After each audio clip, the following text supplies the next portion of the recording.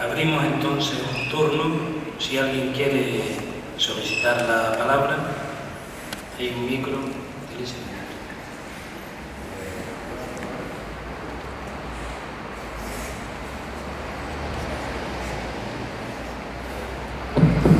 Buenas noches. Vamos a ver, España yo creo que tiene relación con Cuba, ¿no? Hay hoteles allí españoles desde hace mucho tiempo. Entonces eso no se debe al bloqueo, digo yo. Y por otra parte, todo problema que padece el pueblo cubano, desgraciadamente, se debe al bloqueo o al igual. Todos los problemas que pasan, que todo el mundo los conoce, que no voy a enumerar ahora cuáles son, pero que todos sabemos lo que son. Vamos, yo he estado en Cuba varias veces y me duele lo que veo ahí.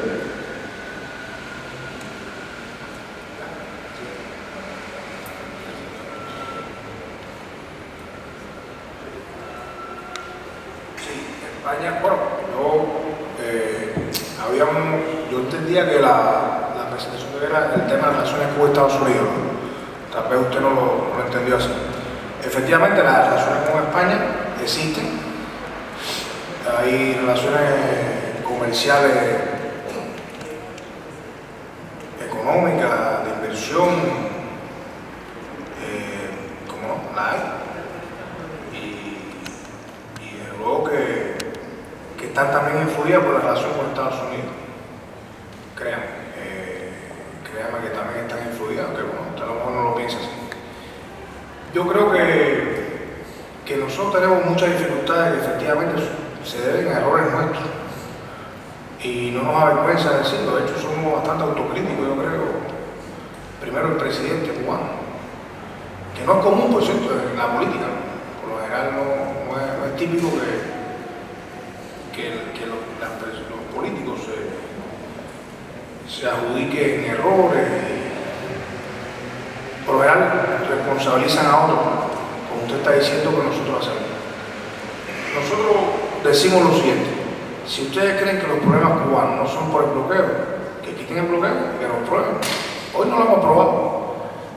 Hoy no hemos probado que una persona en Cuba se levante y diga, bueno, yo quiero mañana, como hace cualquier empresario, adquirir un crédito del Banco Mundial.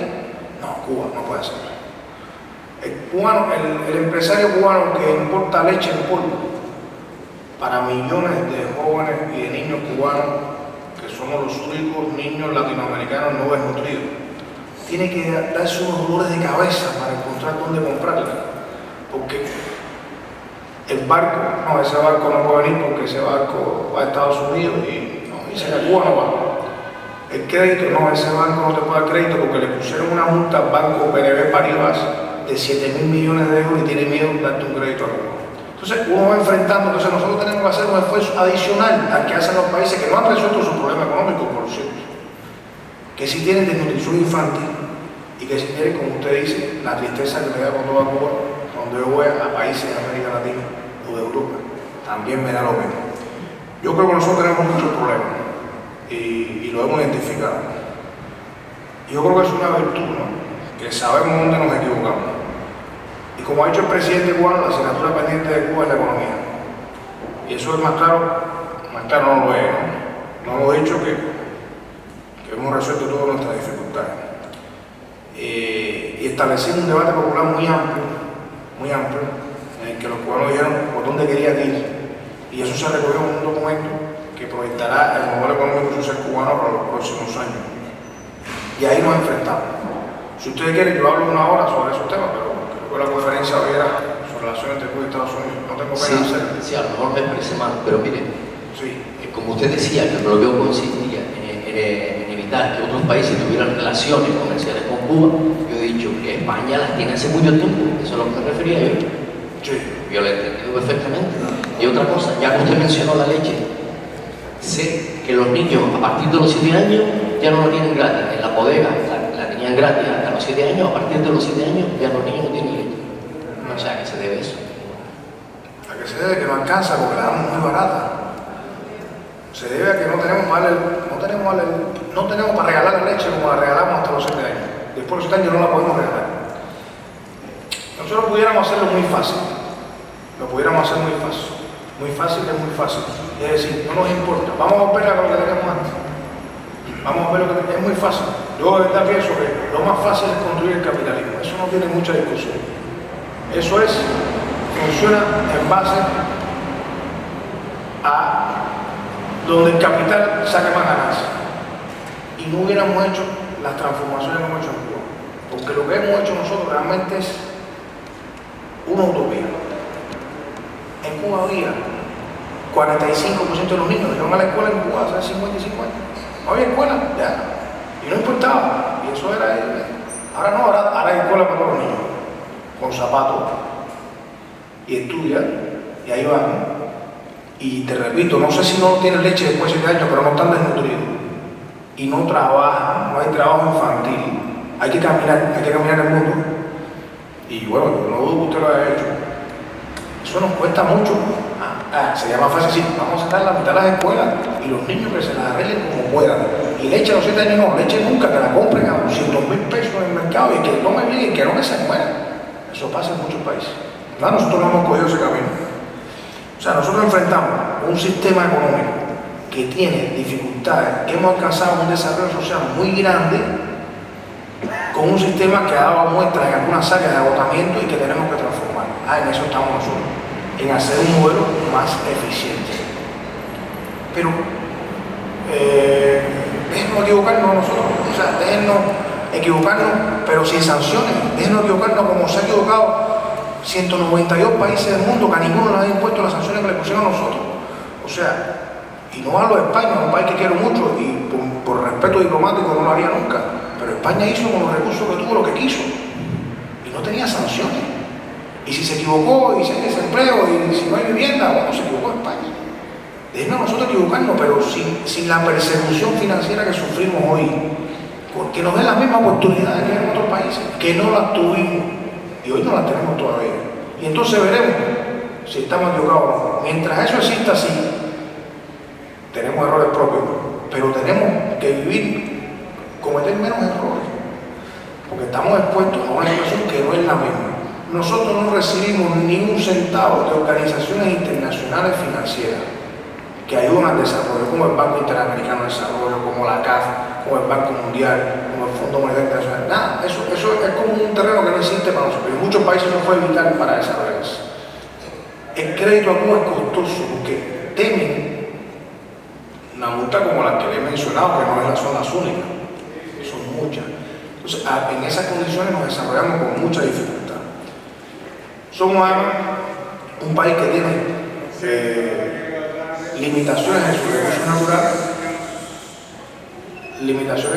naturales, que no podemos enfrentar con todas las posibilidades. Entonces, bueno,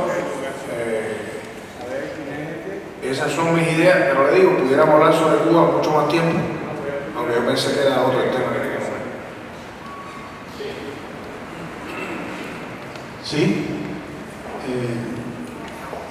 Al señor embajador, voy a hacer una pregunta en relación con las relaciones de Estados Unidos, pero previamente, en relación con el comentario anterior, quiero decir, yo estoy en una red de solidaridad popular con más de 1000 familias y más de la mitad de los hijos de esas familias no tienen nada que comer y estamos en España sin ningún tipo de límite. Van al colegio y los comedores escolares no son para todos tampoco. Con lo cual también tenemos nuestros problemas internos, un país rico y un país empobrecido y con los bloqueos que tiene Cuba.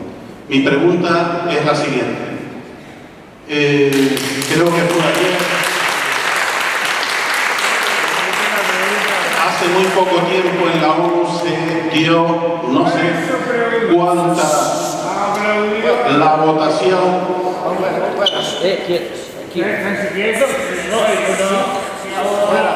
Hasta aquí se quiero escuchar. Por favor. Yo he estado en Cuba, tampoco sé de esto en Cuba. Un incidente aislado. La pregunta decía, en la ONU se acaba de realizar una votación. Me gustaría saber cuántos países votaron en contra del bloqueo de Cuba y por qué 1, 2 o 3 países considera Cuba que pueden decidir sobre el resto de la humanidad, sobre el resto de países. Esa es la pregunta. Bueno, el sistema de Naciones Unidas, como usted sabe, que surgió después de la Segunda Guerra Mundial para garantizar la paz, se convirtió en un organismo que de luego Cuba apoya mucho por ser un organismo multilateral para evitar la diferencia y supuestamente un organismo democrático, etc. Nosotros consideramos que ese sistema debe ser actualizado, porque hoy, como usted sabe, 5 potencias deciden prácticamente lo que hace Naciones Unidas. Se han priorizado las decisiones en el Consejo de Seguridad y no en la Asamblea General, que debe ser el órgano democrático donde están representados todos los estados. Y en el Consejo de Seguridad, donde hay 15 miembros, hay 5 que deciden si aprobar una resolución o no, y ahí se toman las decisiones más importantes, como puede ser invadir un país u otro. Entonces, las votaciones consecutivas que se han hecho en la Asamblea General de Naciones Unidas, que es donde están representados todos los estados, y no en el órgano del Consejo de Seguridad, que son 15, no tienen un poder vinculante, es decir, no obligan a los estados a cumplirla, y por eso Estados Unidos no deroga el bloqueo. En el día de ayer se alcanzó una votación que fue superior a años anteriores, que ya había sido muy alta. Esa, por cierto, es la resolución que más votos consigue en Naciones Unidas. 191 países, prácticamente la totalidad de países en Naciones Unidas, favorecieron la resolución cubana que pide explícitamente derogar o dice eliminar el bloqueo económico y comercial de Estados Unidos contra Cuba, y solo 2 países, Estados Unidos e Israel, votaron en contra de esa resolución cubana. Esto de luego que es una manifestación de un amplio consenso mundial contra el bloqueo, que incluye, curiosamente, al presidente de los Estados Unidos. O sea, esto es un consenso que ya tiene también al presidente de los Estados Unidos, a gran parte de la sociedad norteamericana, del Congreso norteamericano, los cubanos que viven en Estados Unidos, la comunidad de negocios. O sea, es algo así como una cosa que no tendría discusión, como que el cielo es azul, ¿no? Pero bueno, pues ya sabemos que no es suficiente la voluntad política para dar ese paso. Buenas tardes. Vamos a ver, yo 2 preguntas. Te habrá visto en estos días, si estaba por aquí por Las Palmas, la tormenta que ha caído aquí en Gran Canaria y sin información meteorológica que nos han podido dar aquí los servicios meteorológicos, ¿no? Lo digo porque yo voy a Cuba desde el periodo especial, voy todos los años, y me encuentro siempre que estoy allí en la época monzónica, que empieza siempre en octubre hasta diciembre, y me gusta ver la televisión con el doctor Rubiales, que con 15 días de antelación va anunciando lo que se prevé que venga hacia Cuba, todos esos tornados y todas estas cosas. Aquí no se da. Aquí 2 horas antes de que cayera la tormenta de agua que cayó el otro día aquí, pues no se sabía nada, nadie sabía nada. Y luego se inundan todos los túneles que tenemos aquí. Alguna vez, en alguna de las tormentas que cayeron en Cuba, el túnel de La Habana se ha inundado para que no puedan pasar la gente desde La Habana hacia Cojima, hacia Guanabo, hacia el interior. Creo que no. Y luego, el año pasado, en 2014, que estuvo el expresidente del gobierno canario, el señor Rivero, en el lugar canario de Leonor Pérez, de la ciudad que estuve yo allí, hizo una promesa que iban a empezar los viajes otra vez de Cubana Aviación desde Gran Canaria hacia La Habana. ¿Se sabe algo si va a volver otra vez los viajes desde La Habana, desde Canarias a La Habana directamente? Muchas gracias. Bueno, sobre la primera pregunta, yo sí recuerdo que se han inundado túneles de línea, sobre todo, ¿no? Porque en el tema del pronóstico del tiempo es un tema muy complejo y en las islas es más difícil de predecir. Yo sé que en los continentes se comporta mejor el clima o es más predecible. Nosotros hemos sufrido mucho, como usted sabe, los huracanes. Entre los 90 y en los últimos 10 años en Cuba hubo 12 huracanes devastadores. Mediados de los 90, mediados de 2000. Afortunadamente hace 3 años que no nos toca uno fuerte, ¿no? pero bueno, nos queda todavía meses de la temporada ciclónica, así que no podemos cerrar y eso provocó que en Cuba se desarrollara un sistema de defensa civil muy fuerte, que sobre todo trata primero de proteger a las personas, y de hecho se dirige en una evacuación forzosa. O sea, hay gente que incluso hemos llevado casi detenido para que abandonen sus casas ante el peligro de su vida y le hemos salvado la vida por eso. Ya con el tiempo la gente se ha educado porque no se pierden las cosas en la casa, o sea, se crea un clima de seguridad y la gente se refugia en albergues. Aún así tenemos muy pocas víctimas, muchas veces porque cruzan un río crecido, por negligencia sobre todo. Pero hay un sistema reconocido por Naciones Unidas de defensa civil muy avanzado que se mantiene. Y eso ha desarrollado también los sistemas de alerta, sistemas de radares modernos en Cuba y previsión de fenómenos atmosféricos. Ahora, se han dado algunos que son muy repentinos, como algunos que recuerdo, que produce sobre todo inundaciones por una lluvia intensa muy fuerte en poco tiempo. El año pasado hubo uno muy fuerte en zonas bajas de La Habana, que fue muy serio, que sorprendió de hecho a la meteorología. Y yo recuerdo que en una ocasión el túnel no el de la bahía de La Habana, que tiene una característica diferente, pero sí el de línea, que pasa por debajo de un río, ese sí se ha inundado. Pero aún así el sistema nosotros ha funcionado bien y se evitaron pérdidas de vidas humanas. Con relación a la segunda pregunta, no tengo información precisa de las casas de canarios en Cuba, ¿no? Se me aleja un poco de mi área de acción y no pudiera comentar. Sí. Buenas noches.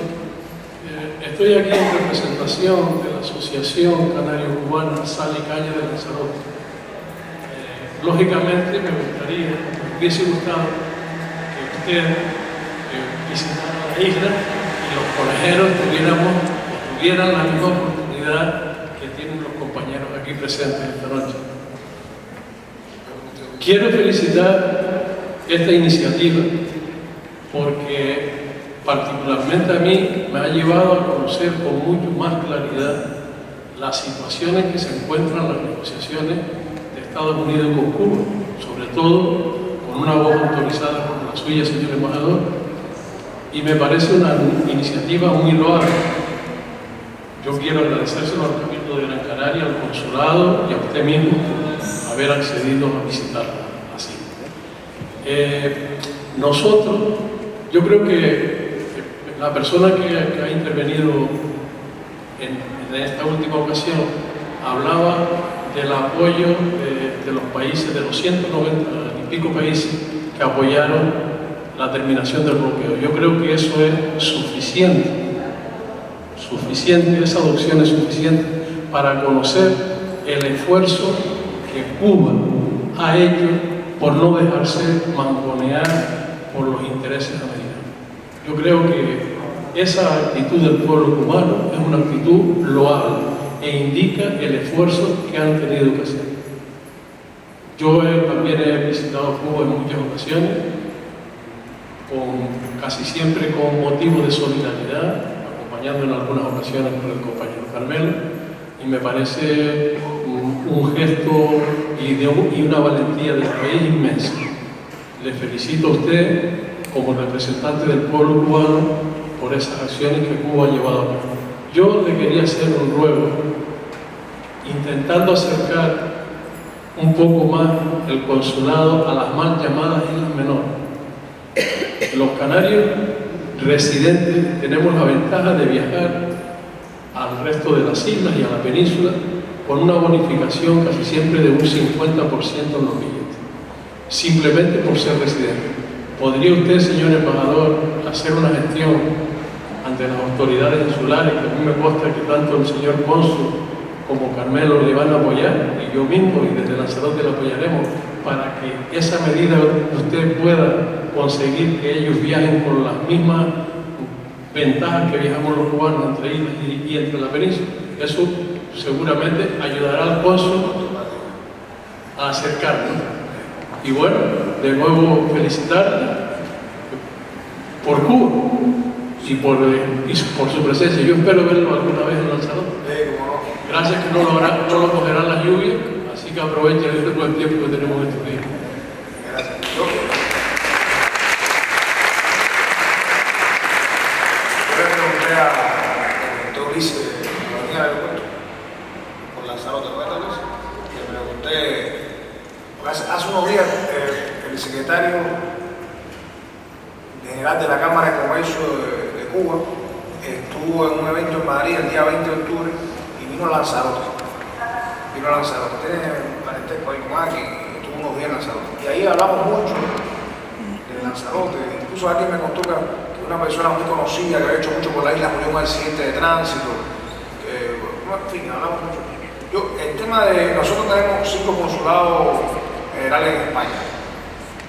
Uno en Madrid, uno en Sevilla, uno en Santiago de Compostela, uno en Islas Canarias y uno en Barcelona, que es bastante, ¿no?, para nuestra dificultad económica de asumir la representación consular, y lo hacemos además con mucha modestia porque ahí funciona, en Santiago de Compostela hay 2 parejas, aquí en Canarias hay 3, en Sevilla hay 2, o sea, pocas personas, pero una representación que da un servicio ahí lo más digno posible.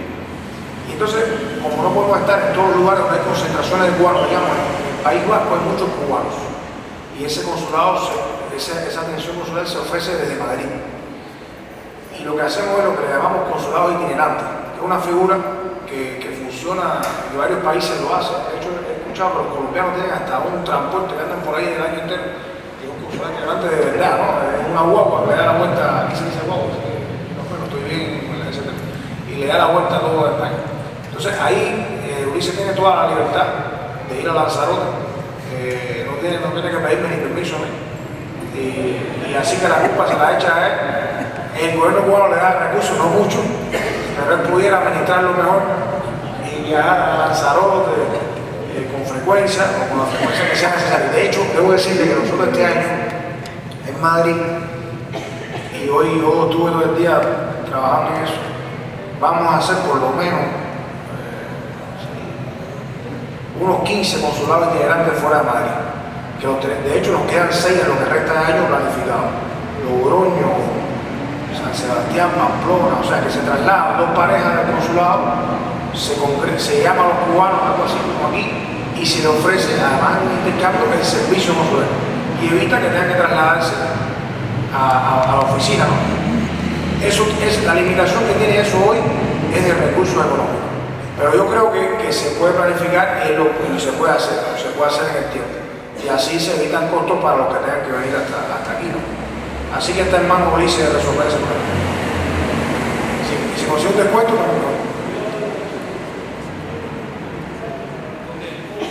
Coge el micro para que se escuche.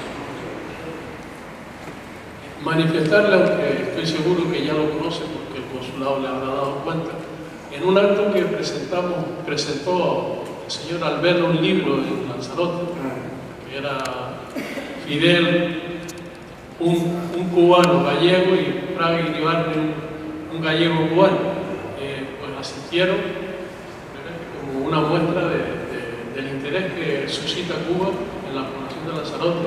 Asistieron unas 160 personas al acto, que era el mayor acto que se ha celebrado en el Náutico de Recife en cuanto a conferencias o actos políticos.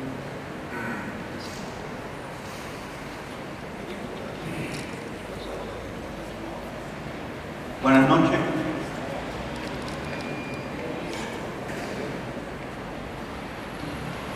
Sí, buenas noches. Soy José Luis Mosqueda, presidente de la Asociación Cubana aquí en Canarias. Solo quiero ir con usted para darle las gracias por esta visita que nos ha hecho aquí a Canarias y esta conferencia tan productiva que nos ha brindado. Y aprovecho para decirle al compañero que habló antes que si tiene alguna duda al respecto, ya que el embajador no pudo esclarecer de mucho el tema, porque estamos en otra cosa, que se dirija a mí, yo le esclarezco con todo gusto toda la situación de Cuba, todos los problemas que ha tenido Cuba durante 50 y pico años para poder atender a la población y atender a una parte de América, o una parte del mundo que también se ha hecho cargo Cuba de que no pasen las calamidades que a veces se pasan aquí en la Unión Europea. Y ahora Y ahora una preguntita, que es una petición de muchos cubanos acerca, que me lo recordó ahora el amigo con decir que si se podían abaratar los pasajes a Cuba de los cubanos que vivimos fuera. Eso yo creo que es un poco más difícil, pero sí, mucha gente, y hay algo por ahí que dice que los pasaportes cubanos van a cambiar dentro de poco y van a tener más vigencia. ¿Eso usted me puede decir de eso? ¿O le puede decir a Bueno, de los pasaportes no le puedo decir nada. Pero se me olvidó lo del vuelo, es que me confundí con la casa. Ahora hay de Madrid a La Habana 16 vuelos a la semana. Iberia va a abrir una sexta frecuencia a partir de diciembre, serían 17, y la línea Evelop Online Tour, que vuela también 2 veces a la semana, volaría una tercera, serían 18 vuelos a la semana de Madrid a La Habana. El porcentaje de ocupación de los vuelos está entre 90 y 95%, o sea, muy alto. Es difícil conseguir un pasaje. Aún así, muchos cubanos que viven en el norte viajan por París, donde hay otros 10 vuelos a la semana a Cuba o algo así, de Air France solamente. Y yo he ido hay una empresa que se acercó a nosotros con interés de abrir la calle. Nosotros no tendríamos ninguna objeción en hacerlo. Cubana Aviación ha pensado también hacer algo por aquí, porque hay muchos cubanos y o sea, piensen que esto tiene que ser comercial, o sea, tiene que ser una operación que cubra los costos, ¿no? Es el único inconveniente, no hay otro. Con la recuperación, vamos a decir, de los viajes de Cuba a España, como he dicho, el año pasado creció un 5%, pero este vaya por 35%.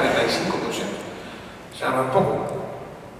Ya hay alguna visión de que pudiera abrirse una línea aérea como una época lo hubo en las Canarias, a Cuba, alguna conexión. Hoy es muy prematuro decir en qué momento estamos eso. Sé que hay, encima de mi mesa, aunque no lo voy a seguir yo, una propuesta de una empresa de hacer un vuelo. Sé que hay también curiosidad de Cubana Aviación de explorar el mercado y ver qué posibilidad habría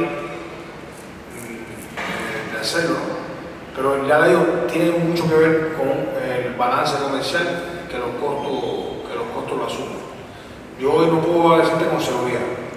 Una empresa se acercó a nosotros muy recientemente y empezaría un camino para explorarlo. Pues respecto a eso quiero decir que ya están comercializando un vuelo que dice que sale a partir del 15 de febrero de Canarias a Santa Clara. Están comercializando el vuelo y hay propaganda de eso. Vamos a seguir, compañero Héctor.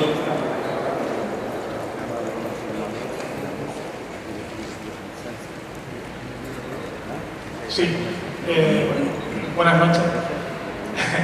A título de anécdota y como referencia un poco de las primeras preguntas que se usaron en este acto, me gustaría contar una pequeña anécdota para luego hacer dos preguntas. Yo tenía 23 años y era trabajador de una ONG aquí en España, en colaboración con hospitales cubanos, hospitales infantiles cubanos.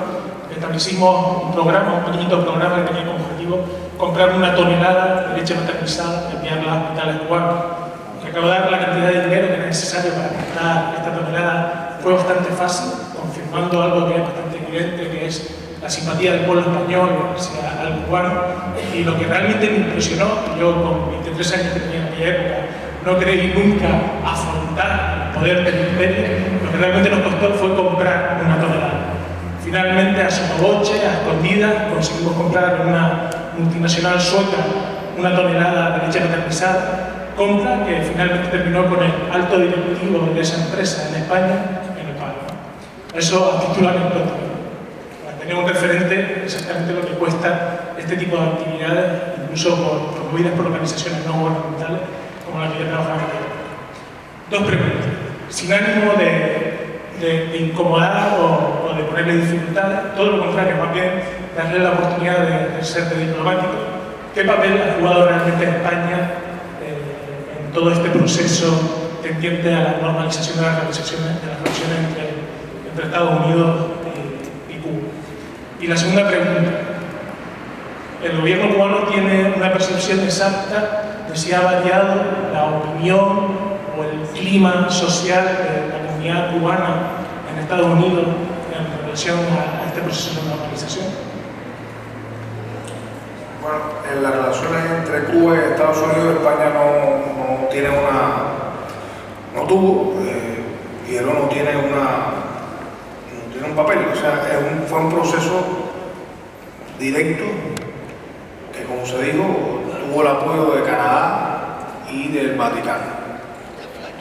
En ese sentido, bueno, no fue necesario, no es por decirle algo contra España, no fue necesario.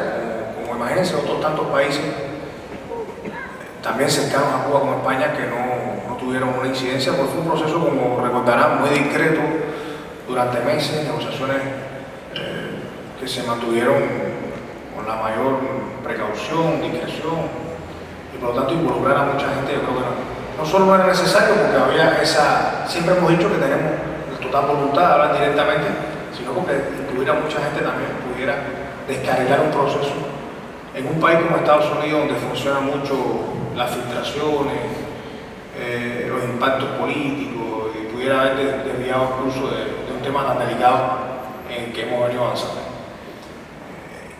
En el otro asunto, su otra pregunta,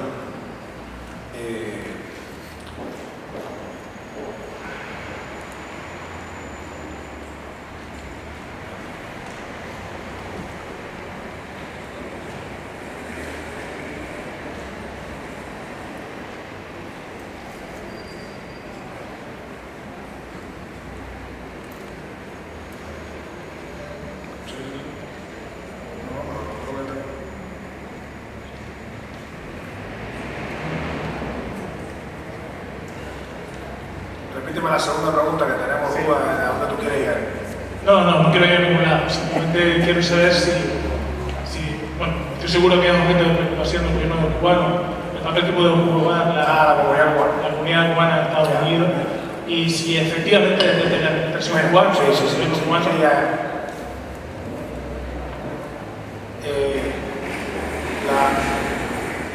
mi tesis de maestría fue eso que tú has preguntado.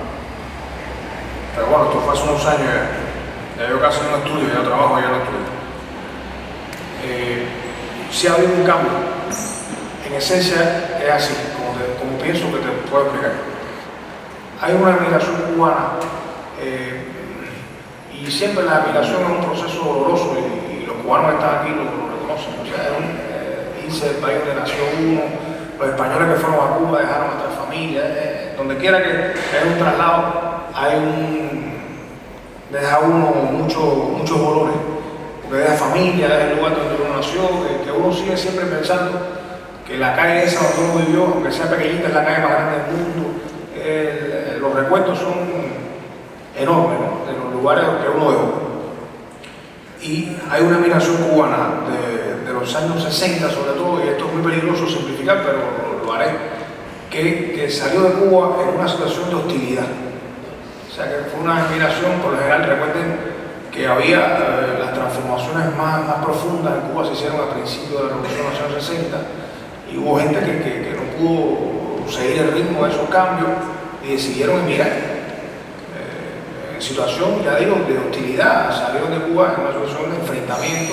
De hecho, no lo digo en sentido figurado, tomaron las armas para invadir a su país, como hicieron en el año 61, y durante años se organizaron activamente para derrocar al gobierno cubano.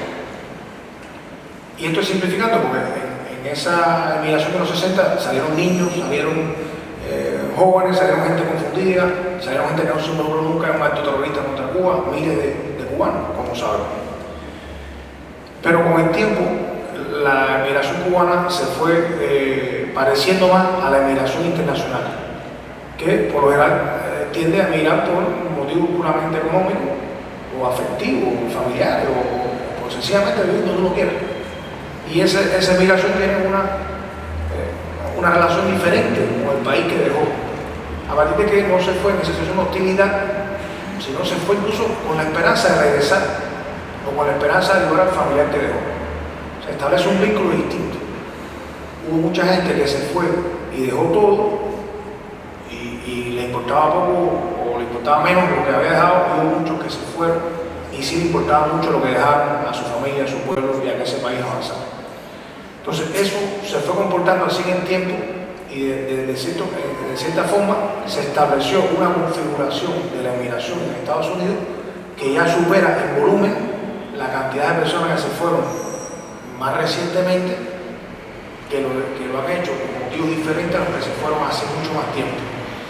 Y aunque estoy simplificando porque todo esto se mezcla, pero esa gran masa que se fue con la expectativa de ayudar a su madre, a su padre que quedó en Cuba, se fue con la expectativa de regresar triunfante por asociar su vida al éxito económico, esa migración no apoya las políticas de limitación de comunicaciones, de viajes, de bloqueo, y empieza tímidamente a expresarse, pero llega a hacerlo ya después con una mayor fortaleza y se expresa contra esas políticas.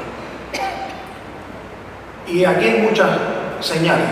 No sé, casi todos los cubanos aprendieron a bailar con los bambán, o casi todos los cubanos, como he dicho ayer, el canciller cubano, el 77% de los cubanos han vivido bajo el bloqueo. O sea, que no sabemos cómo era antes la relación de Cuba y Estados Unidos. Es nueva, es una relación de verdad nueva. Y si los bambán van a Miami y hacen un concierto, hay un grupo muy pequeño que dice, esos son comunistas, no pueden escuchar esa música. ¿Por qué comunistas? Yo estoy aquí y lo quiero escuchar. Y empieza a producirse ese tipo de enfrentamiento por la diferencia de cómo enfocar la relación con Cuba. ¿Qué sucede? Que los que tienen una posición de hostilidad y de enfrentamiento, y que al final terminarían ellos o nosotros, son políticamente más activos, por lo general se vinculan a estructuras de poder en las ciudades donde hay una gran concentración de cubanos, etc. Y suenan más, o son más vocales, o tienen más poder, o más influencia en el poder, que otros que son la mayoría trabajadores, gente asalariada, que está luchando mucho por seguir adelante y que quiere tener relaciones. Y ahí entonces se va produciendo esa diferencia, que es como un témpano hielo que se va derritiendo, pero que tiene un centro muy fuerte. Resultado de eso, en las elecciones de Obama, en la reelección de Obama, su segundo periodo, por primera vez un presidente que dijo, sin haber hecho lo que ha hecho, que dijo que iba a cambiar su relación con Cuba, que iba a tomar medidas para una mejor relación, obtuvo la mitad, el 50% del voto cubano en la Florida, lo cual es una manifestación de esta transformación. Casi siempre los cubanos que han emigrado recientemente no han adquirido la ciudadanía cubana, la ciudadanía norteamericana, o sea, no tienen derecho a votar en las elecciones. Y aún así, la mitad favoreció a un presidente que dice que quiere tener mejor relación con Cuba, lo cual indica una transformación en eso que tú me estás preguntando. Aquí, el censo norteamericano, los ciudadanos cubanos, es un poco complejo porque el censo te dice, usted te pone así una lista, ¿usted de dónde es? Y tú marcas cubano. O sea, si tú quieres, tú marcas que eres cubano. O sea, hay una distorsión en los números. Entonces ahí aparecen hijos de cubanos que marcan que son cubanos. Pero hay otros que no quieren decir que son cubanos y lo marcan. Entonces a veces se pierde el número un poco confuso. Pero convencionalmente se habla de cerca de 1 millón de cubanos, entre uno y otro de estos números. Pero que la mitad es la Florida, un estado donde se concentran los cubanos. Y que por lo general están las organizaciones que efectivamente dañan la relación entre Estados Unidos y Cuba y que piden más bloqueo, piden falta de comunicación, haya favorecido a un presidente demócrata que quiera tener relaciones con Cuba. Eso es significativo y demuestra que ha habido una transformación y que tiene mucho que ver también con los pasos que ha dado el gobierno cubano en normalizar la relación.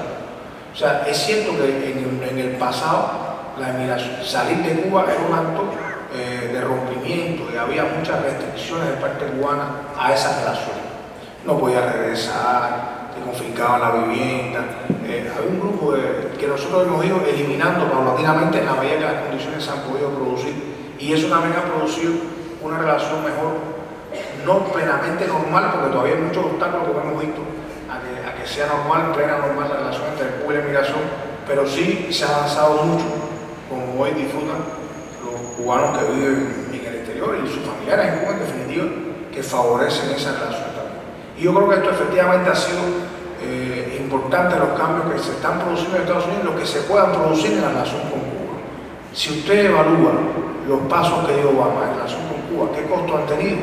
El costo es cero. Si no es cero, es casi cero. O sea, el impacto en su política y en el año 61, cuando la invasión de cubanos que vivían en Estados Unidos y en otros países, en Playa Girón, cuando finalmente el presidente Kennedy, que por suerte no lo hizo, porque estaríamos en guerra todavía, el presidente Kennedy no dio apoyo aéreo a esa invasión, los cubanos que hasta ese momento eran demócratas se pasaron al Partido Republicano en su mayoría. Miles de cubanos dejaron el Partido Demócrata e ingresaron al Partido Republicano. Pero ahora hay como un comeback y hay una mayor aceptación de las políticas de demócratas por los cubanos que viven en la Florida y en general en Estados Unidos. ¿Alguna palabra más? Por ahí.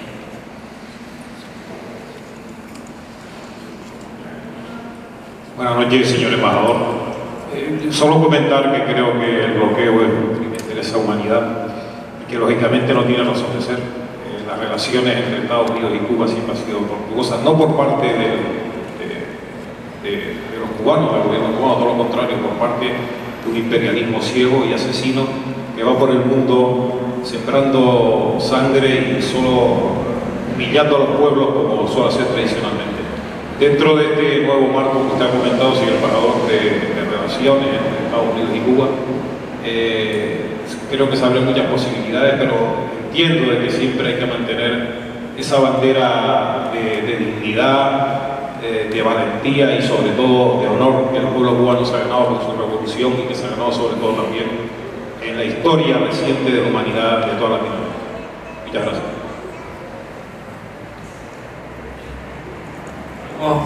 Vamos a dar todas las palabras que estén pedidas, hacemos un último turno y luego el embajador pues responde colectivamente. Por aquí también, por favor.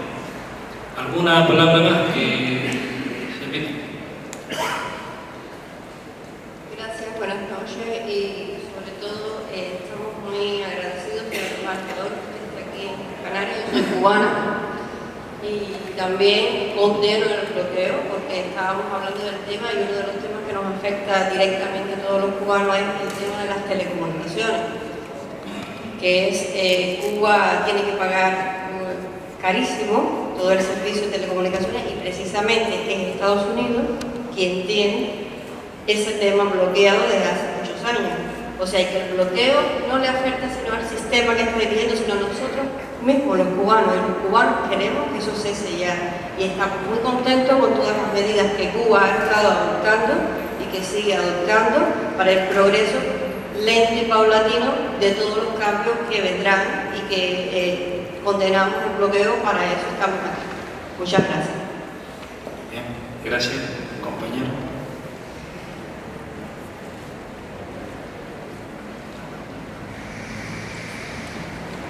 Buenas noches, señor embajador. Una apreciación que tengo sobre el señor Obama, rápidamente le voy a decir que no es un presidente republicano, pero también es un gran farsante. Aparte de que está financiando esa cantidad de terroristas que están atacando Siria, me gustaría que nos comentara la apreciación que tiene usted ahora mismo, la agresión tan brutal que tiene el mismo señor Obama todo su lobby contra la hermana República de Venezuela. Me interesaría mucho, ya que usted está en un alto nivel diplomático, porque a la vez que parece que tiene esa imagen de niño bueno y que arregla y que tiene mucho de verdad, lo que usted está diciendo, esos pasos que se están dando para la normalización, no lo pongo en duda, pero a la vez me parece que hay un lavado de imagen de niño bueno, pero que es tan sanguinario y está financiando, por ejemplo, la agresión a Siria, como ese intervencionismo tan bestial que está haciendo con la hermana República de Venezuela. Gracias. Vamos a responder primero a estas tres cuestiones y después damos la última palabra para no agrupar demasiado. Bueno, si ustedes se fijan bien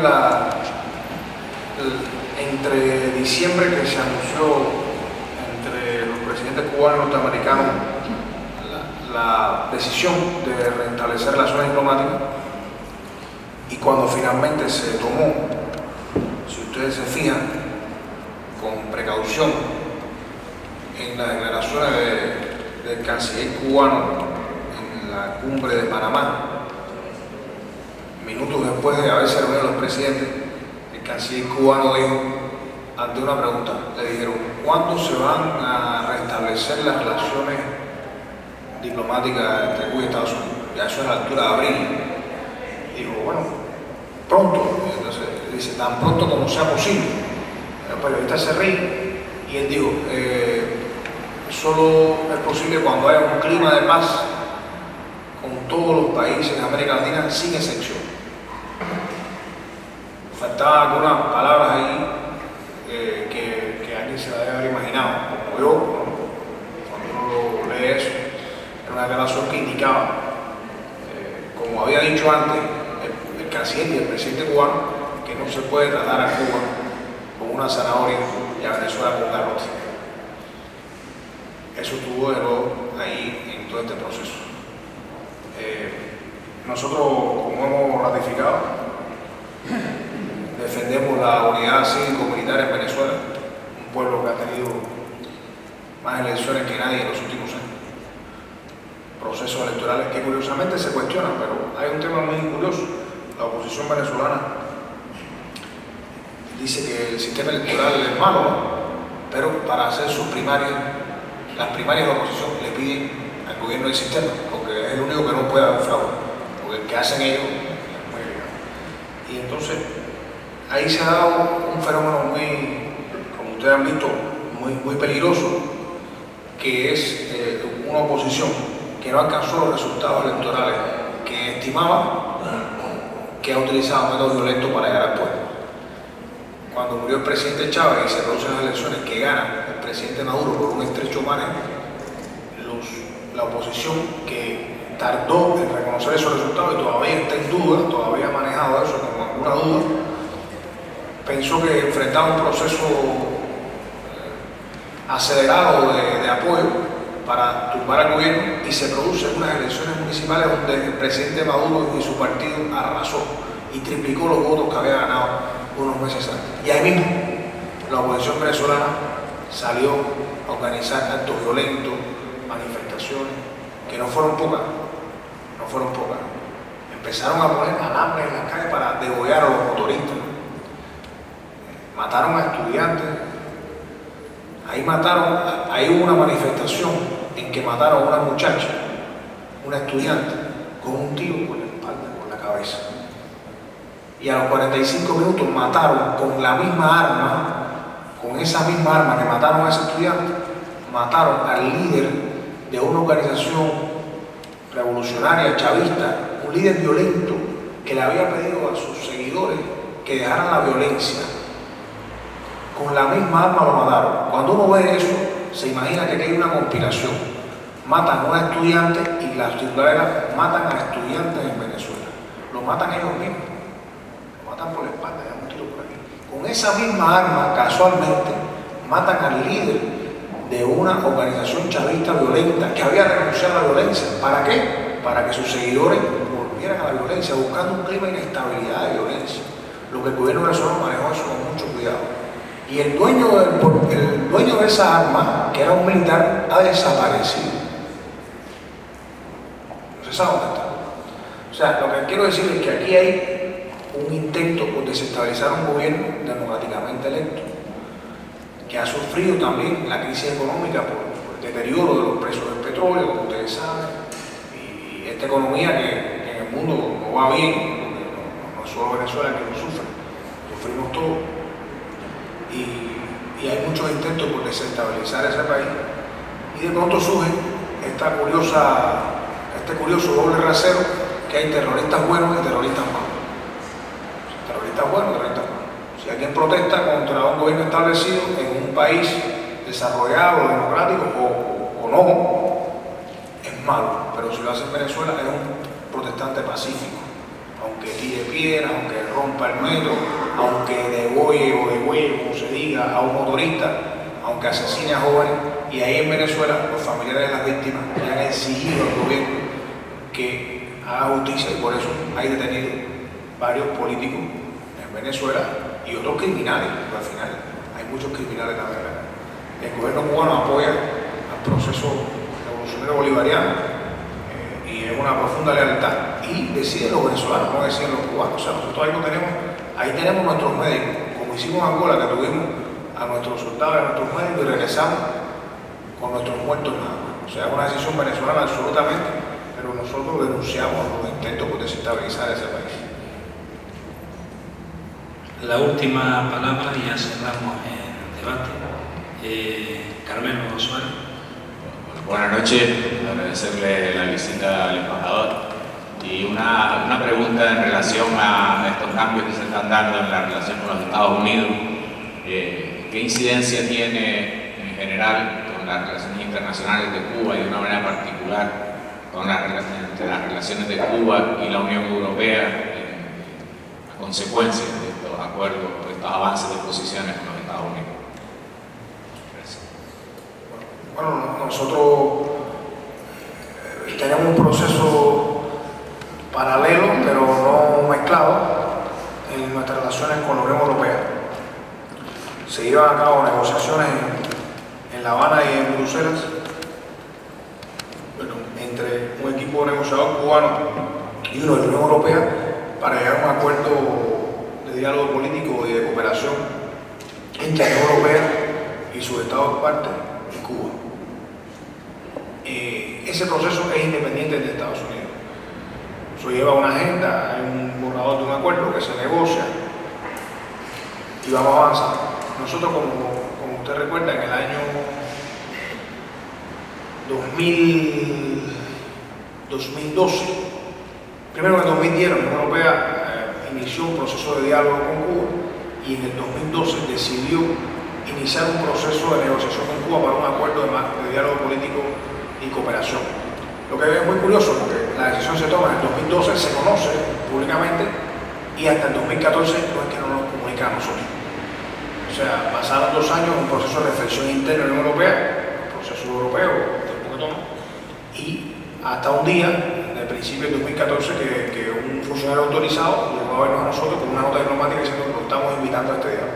En unos 30-35 días Cuba respondió que lo haría si se cumplían los principios con los cuales se había iniciado el diálogo político en 2010 y antes, en 2008, cuando se volvió a reactivar la cooperación, que son los principios del derecho internacional. Nosotros no lo hemos inventado, nosotros lo hemos defendido, del principio de la no intervención en los asuntos internos de los estados, de la soberanía de los estados, el principio de la coexistencia pacífica. Son principios muy curiosos que hacía muchos años, cuando la soberanía no era de los países, sino era de los reyes, que no existían. Pero el derecho internacional se creó justamente después de la paz de Westfalia para representar a los estados. Ahora a veces se olvida, ahora se habla de derechos internacionales que no reconocen fronteras, una voluntad moral de no sé qué, pero que esconden, en definitiva, la violación de los principios del derecho internacional, de respetar lo que los países deciden hacer, de lo que los países deciden construir sus modelos, su desarrollo. Y nosotros dijimos que en esas condiciones, y además veíamos como un paso de buena voluntad de la Unión Europea venir a Cuba, iríamos a esa negociación, a esas convenciones que se han ido desarrollando en diferentes rondas y en las que se ha ido avanzando aún con las diferencias que hemos tenido y que demuestran que no hemos llegado a un acuerdo. Efectivamente, si no, hubiéramos firmado un acuerdo de la noche a la mañana. Pero son procesos independientes de Estados Unidos y la Unión Europea.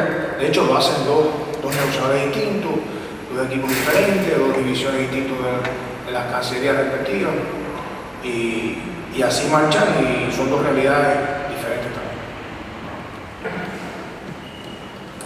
Bueno, como no hay más palabras, damos por terminado este acto, les reiteramos el agradecimiento a todos ustedes y de manera especial al señor embajador de la República de Cuba, cónsul, por esta visita, esta exposición amplia, detallada, que va a continuar mañana y pasado en nuestra isla, en nuestras islas, y que esperemos que no sea la primera, ni mucho menos, sino que todo este tema que tanto interesa a los canarios y a las Canarias, nosotros deseamos y tenemos interés en estar al día. Respaldamos absolutamente todas las decisiones que está tomando el gobierno de Cuba en todo este proceso. La soberanía de cada país tiene que ser absolutamente respetada, y en este sentido el pueblo de Cuba, el gobierno de Cuba,